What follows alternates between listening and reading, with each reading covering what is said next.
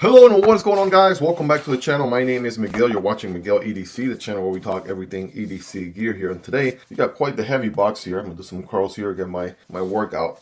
This one is definitely gonna have some beastly EDC inside, somewhat of an EDC tank, just based on the weight right here. Coming from Artisan Cutlery. Let's go ahead and find out what this one is all about, shall we? Here we go. Of course, I'll have this one linked down below so you guys can check out prices, availability, and variants. And damn, right, that is looking insane.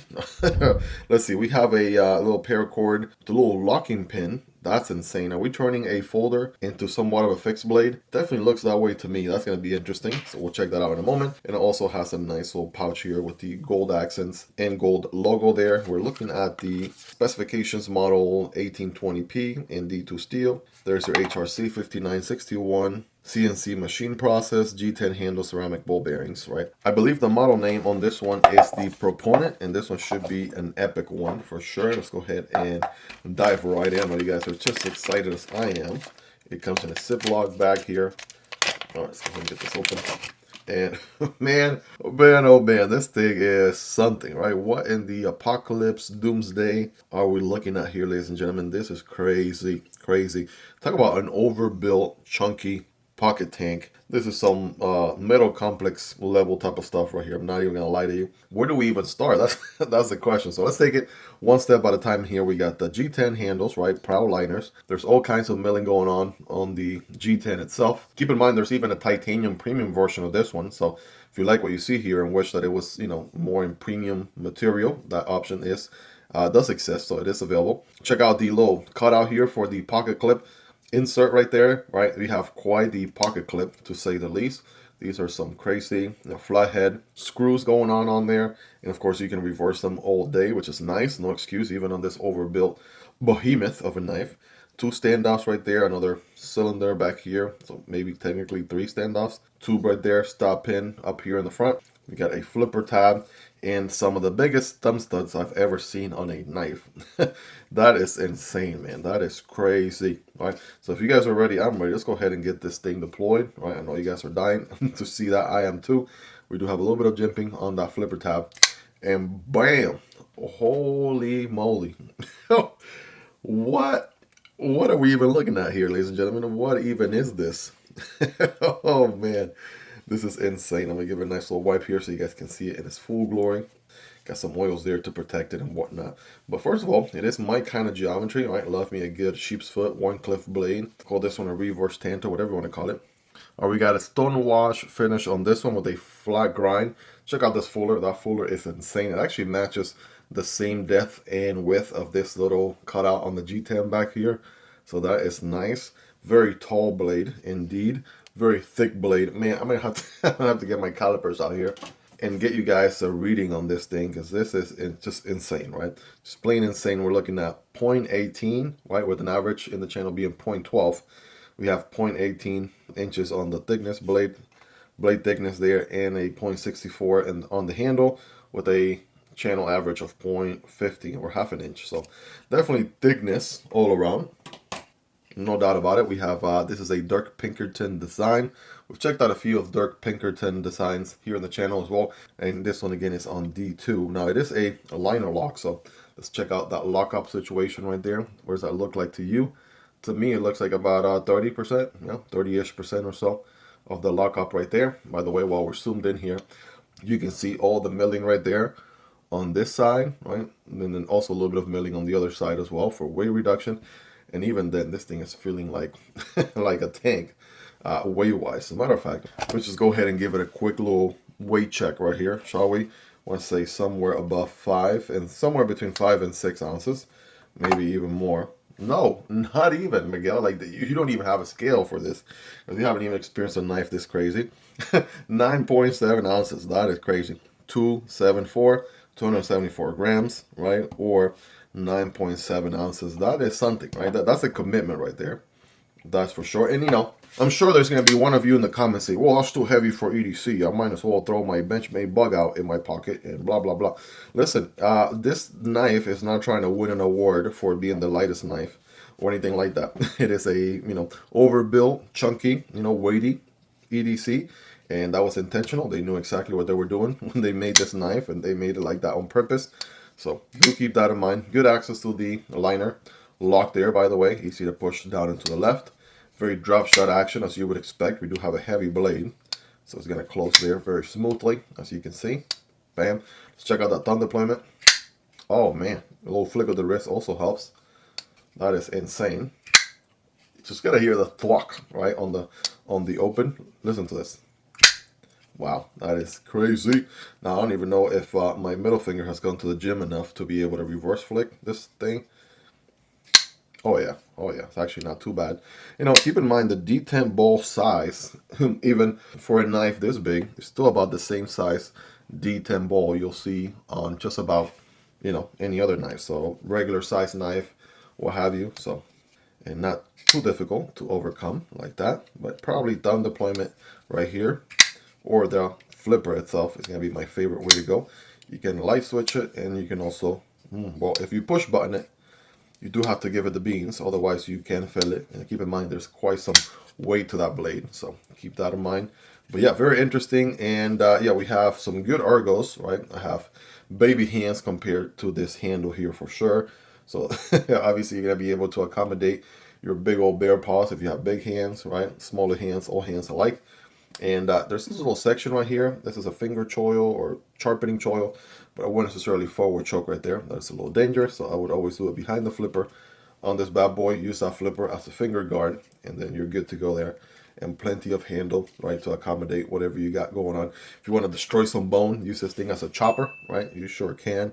Oh man, this is I'm still blown away how bonkers this thing really is. This is just something else completely. Now, of course, the party trick right here, right? We got the little pin, right, with its own dedicated lanyard. If you see the hole, it goes right through it. So there's a hole on the handles, there's a hole on the blade. And when you line them all up on the open position, you got it right through. You can slide this guy in, and there's a thread right there for me to tighten it up. There we go. Come on now. Maybe I'm doing it for the first time, so it's a little bit tight. There we go. Come on, man. Come on, Miguel. Get the man hands out here and twist.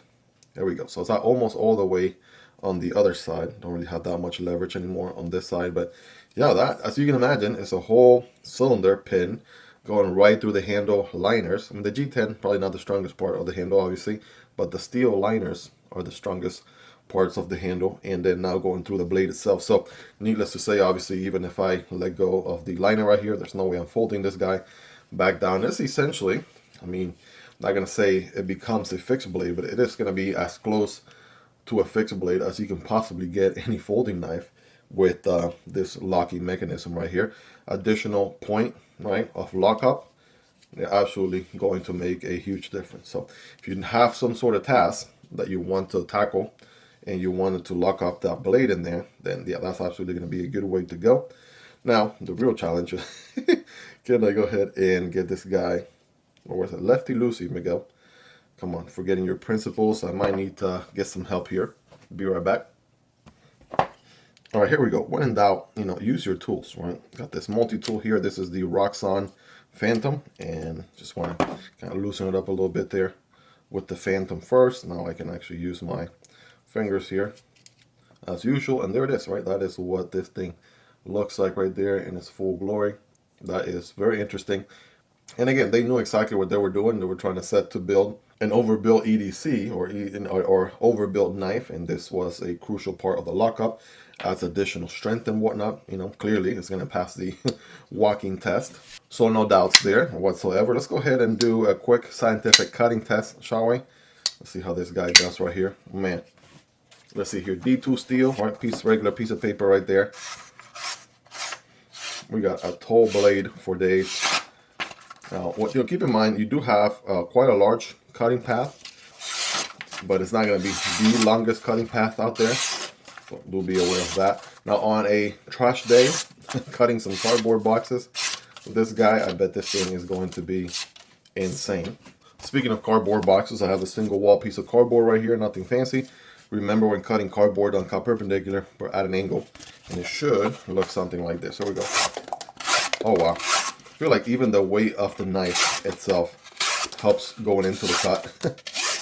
But yeah, that is one razor sharp D2 blade. I think the premium version comes with maybe S90V or something like that. Don't quote me on it. I'll have it linked down below so you guys can check it out yourselves. But yeah, I mean, for D2 steel on this chunky flat grind D2 blade right there, yeah, it's definitely putting in some work, definitely performing.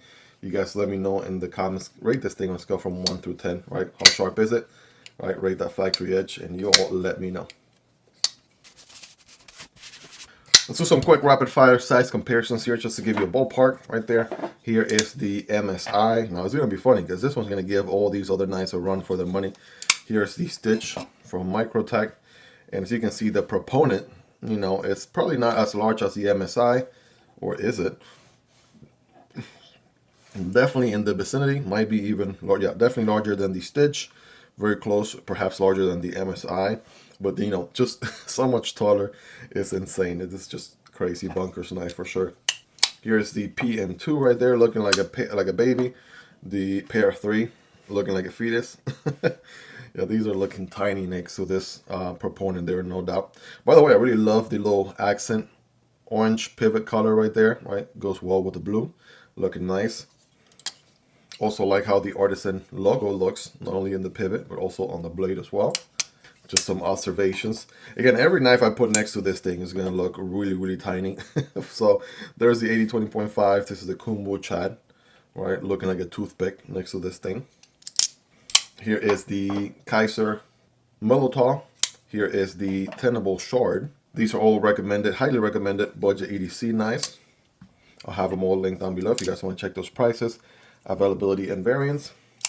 And here we go, last but not least, we get the CJRB Pyrite Light and the Fintiso Parrot. So check those out. Hopefully you own some of these knives yourself. I have content on all these knives here in the channel as well if you guys want to check them out and learn more. But yeah, just a quick unboxing overview of this knife right here. This is just something completely, you know, it's out of this world bonkers. You know, again, gotta take this with a grain of salt that, you know, it's not going to be the lightest EDC out there, probably not the easiest knife to carry or EDC out there either, but it is, you know, purposely made and intentionally made to be this overbuilt behemoth of a knife. By the way, there's some crazy jumping up here as well. You can rest your thumb there, get some work done. Did I mention the ergos are good? And for a liner lock, they went the extra mile to even mill out a portion for the clip, make it reversible for lefties. Probably not going to be the deepest carry knife out there. About this much of the knife will show. It does give you something to pinch and pull out of the pocket. And even the part that does show, I mean, that right there kind of tells you got something special in the pocket, right? Indeed. Check out how much the blade sticks out of the handle there, quite a bit. And I mean, it is my kind of geometry, right? Needless to say, it's going to do really good with X-Acto knife type of tasks, like draw cuts, utility cuts, putting that pokey tip to good work right there, if you know what I mean. So yeah, definitely a very, very interesting folder through and through. This is the Proponent, and I feel like this would definitely spice up any rotation or knife collection for sure. If you know, want to save some bucks, this budget version is very interesting. If you want to check out the premium version of this guy, right, there's a premium version out there with premium materials as well. But man, this is quite something. We'd love to hear your thoughts on it, guys. So let me know in the comments. Let's hang out down there. What do you love about this knife? What do you like about it? Love about it? Is there anything you dislike about it? Right? Let me know down below. Hope you guys really enjoyed this one. If you made it to the end, you're the real MVP. Hope you guys have a wonderful rest of your day. Take care, and I'll see you on the next one. Either this one or this one. Peace.